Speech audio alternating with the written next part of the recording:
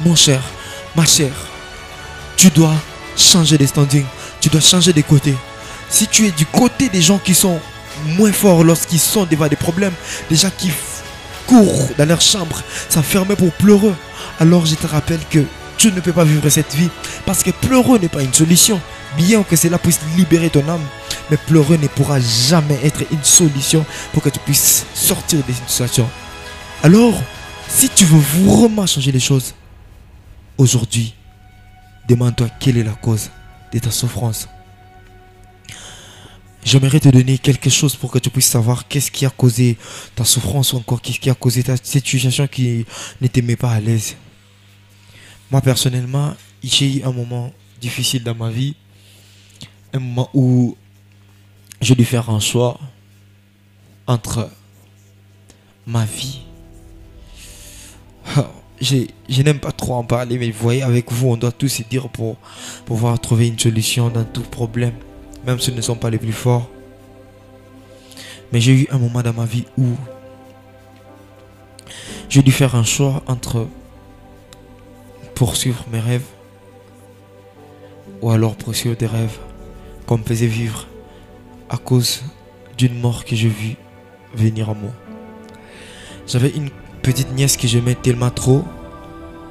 Ma nièce s'appelait Jevanette. Je l'aimais tellement trop, cette nièce, et puis genre, je dois dire comme ça, elle était ma vie, et puis on partageait tout avec elle. Elle était loin de moi, elle était dans une autre ville, et puis elle est venue me rejoindre parce qu'elle n'arrivait pas à supporter mon absence. Elle est arrivée, et puis nous cohabitions dans une même maison, ensemble. On réalisait tellement des choses, et puis on s'aimait tellement trop. Mais un jour, je suis parti à l'école parce que j'étais pas trop gosse, mais un peu gosse. Je m'en rappelle bien, j'étais aux humanités. Et puis, ma nièce était malade.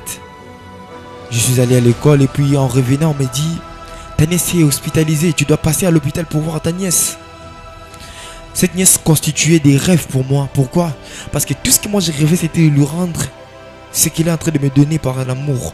Elle montrait tellement un amour si grand envers moi que elle ne me donnait rien comme argent, mais juste sa présence là était tout ce que j'avais de plus cher. Sa présence là avec moi était tout ce qui me faisait sentir heureux. Et puis avec elle, je disais tout. Elle m'a appris qu'est-ce que je devais faire de ma vie, imaginez, parce que j'étais un peu comment dire, moins âgé qu'elle. Puis elle m'a dit non, tu dois faire ceci de ta vie, tu dois faire ceci, tu dois faire ceci. Puis j'ai eu des rêves. Mais seulement, je suis allé à l'hôpital voir ma nièce. Et puis elle était malade, fortement malade. Elle n'a pas voulu me voir pour ne pas me faire du mal parce qu'elle s'était dit qu'à son état, si elle me voit, je vais vraiment en souffrir. Et j'ai essayé de faire de mon mieux pour supporter. J'ai fait de mon mieux pour supporter. J'ai commencé à pleurer. Je me suis dit, Dieu, je t'ai pris. Je suis ton serviteur. Mais comment peux-tu permettre que la personne que j'aime le plus au monde puisse souffrir ainsi? Dieu avait un plan derrière ça. Moi, je ne comprenais rien. Je voyais juste qu'une maladie qui pouvait passer comme toutes les autres maladies. Et après un moment, j'étais juste dehors. Elle m'a envoyé pour lui acheter des bananes.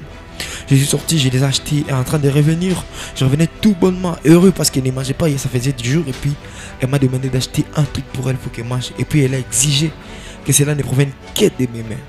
Je les ai amenés alors que j'étais devant la porte. Alors que j'étais juste là face à cette fameuse porte de l'hôpital. C'est juste là que j'entends des cris qui s'augmentent. Des cris qui me disent que cette nièce est morte. C'était tellement trop dur pour moi. C'était si grave. Je me disais, qu'est-ce que je peux faire sans elle? Elle était tout ce que moi j'avais. Elle était tout ce que moi je faisais de ma vie. Parce qu'elle me disait qu'est-ce que je devais faire. Elle me disait parfaitement ce que je voulais entendre. Et à ce moment-là que je voulais l'entendre. Sans elle, je ne voyais pas de vie, je ne voyais rien. Et puis je me suis dit non, je dois arrêter de rêver. Je dois en finir avec tous mes rêves. Tout ce qui était avec elle, je dois arrêter. Ma vie s'arrête aujourd'hui parce qu'elle ne sera plus là. Elle ne sera plus là. Elle ne sera plus là. Elle ne sera plus là. Mais seulement, après quelques instants, je me suis souvenu qu'elle m'avait dit un truc. Après le deuil, après les obsèques, 2 jours après, je me suis souvenu qu'elle m'avait dit une chose. Elle m'a dit, ne fais pas de moi la raison de vivre. Parce qu'un jour je pourrais mourir et puis tu n'auras plus de raison de vivre et puis tu n'auras plus de sens. Je me disais que j'avais pas de choix. Je pouvais pas changer parce que j'étais devenu si cruel envers les gens, envers la vie. J'étais devenu si optimiste, si pessimiste que plus rien n'est passé pour moi. Pour moi, ma vie constituait un désastre. Ma vie était devenue un enfer parce que tout ce que j'étais en train de vivre était devenu que des pires choses. Je n'aimais plus rien. Je ne voulais plus voir personne. Je ne mangeais plus. J'avais tellement maigri. J'avais perdu toute forme et tout sens. J'avais un choix en ces moments-là. Alors que moi, je me disais que j'ai pas de choix. Et puis, je n'étais pas dans ces moments. Je suis rentré en moi. Je suis rentré dans ma chambre. Puis je me suis dit, je dois arrêter avec cette vie. Et puis je dois changer. Changer. Je dois apporter un changement à ma vie. Je dois changer ma vie. Je dois changer mon histoire. Je dois écrire mon histoire. L'histoire de ma nièce s'est arrêtée là. Elle a écrit une histoire qu'elle a laissé des traces. Et puis, son encre ne peut jamais s'effacer. Et puis moi, je suis là à pleurer sur les actes, les écrits que ma nièce a laissés. Je suis là en train de pleurer sur les actions que ma nièce a accomplies sur moi. Et qu'est-ce que moi je vais faire de ma vie? Et lorsque moi je ne serai pas là, qui va parler de moi? Qu'est-ce qu'on dira de moi? Qu'est-ce que moi je vais accomplir? Qu'est-ce que moi je vais apporter à ma famille? Qu'est-ce que j'apporterai à mon entourage? Qu'est-ce que j'apporterai à ma famille, à mes amis, à mon pays? Qu'est-ce que j'apporterai à mon continent? C'est là que je me suis décidé. Je me suis dit que je dois nécessairement connaître un changement. Je dois obligatoirement faire un changement. Je dois avoir un changement. Je l'ai désiré. Je l'ai voulu de tout mon corps. Je l'ai pleinement désiré. J'étais assoiffé de ce changement. J'avais qu'une seule envie au monde. Avant, j'avais une envie de me suicider. Mais là, c'était ma seule envie. C'était d'avoir un changement. D'en finir avec cette situation. Mais seulement, c'était difficile de pouvoir oublier une personne qui a fait de toi celui que tu es. Une personne qui a construit ta vie avec ses conseils, avec ses paroles, avec ses mots. Une personne qui t'a façonné. C'était trop demandé pour moi. C'était trop demandé. C'était vraiment trop demandé. Juste en ces moments. Alors que tout devenait si difficile que ça. Je me suis dit que je dois changer. Qu'est-ce que je dois faire? J'ai compris que la source de mon problème, c'était ma nièce. J'ai compris que au fait, je n'étais pas allé voir son cimetière. Je n'étais pas allé voir son tombeau. Et puis, j'avais des remords en moi. Je regrettais que je ne puisse pas faire cela. Que je n'ai pas fait cela. Et puis, je suis allé voir. Je suis arrivé, j'ai vu là où on l'a enterré. Je me suis dit non, voilà, je dois parler.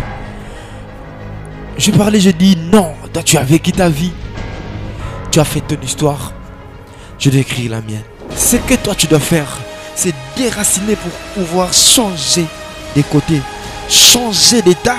Quitter de l'état de la souffrance, quitter de l'état des pleurs, quitter de l'état de la tristesse, quitter de l'état où tu avais des mauvaises choses, des complications de ta vie, pour pouvoir arriver à un stade où les souffrances vont être un escalier pour toi et que tu ne pourras plus, ça ne pourra plus jamais te faire du mal, plus jamais, pour que le mal puisse arrêter, pour que la souffrance puisse arrêter de te faire du mal.